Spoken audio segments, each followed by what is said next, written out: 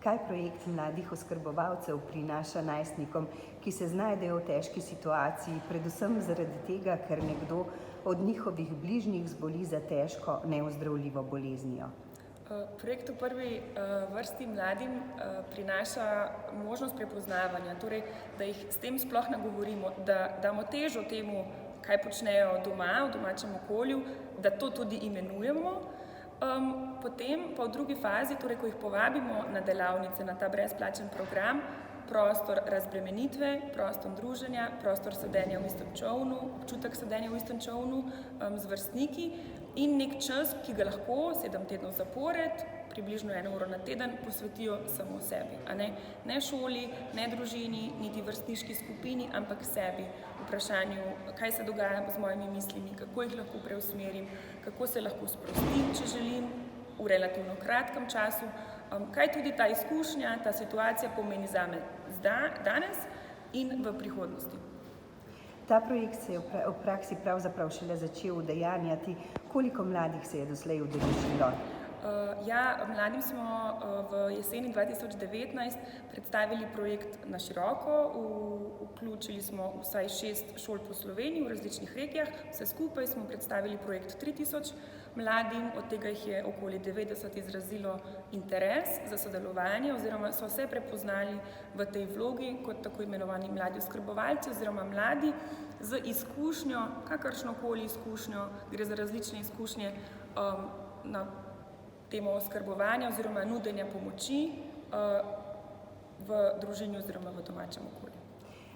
Projekt, ki ga financira Evropska komisija, peljete vzporedno v sodelovanju tudi z drugimi državami. Kakšni pa so odzivi drugod, denimo v Veliki Britaniji? Vključenih je več držav v Evropski uniji.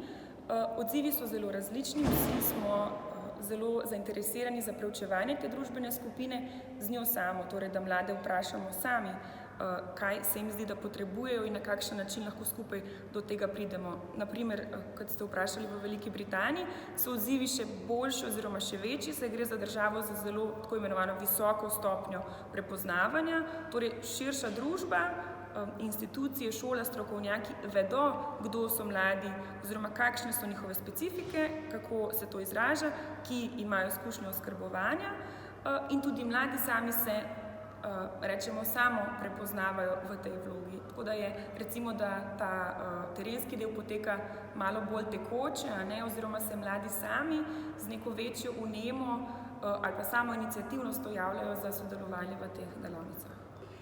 Kako pa mladi, ki se pravzaprav v najbolj občutljivem obdobju življenja znajdejo v res nezavidljivi situaciji, pravzaprav odzivajo na vse skupaj? So pripravljeni spregovoriti o položaju, v katerem so se znašli, o izzivih, pred katerimi stojijo njihovi svojci in z njimi seveda tudi sami?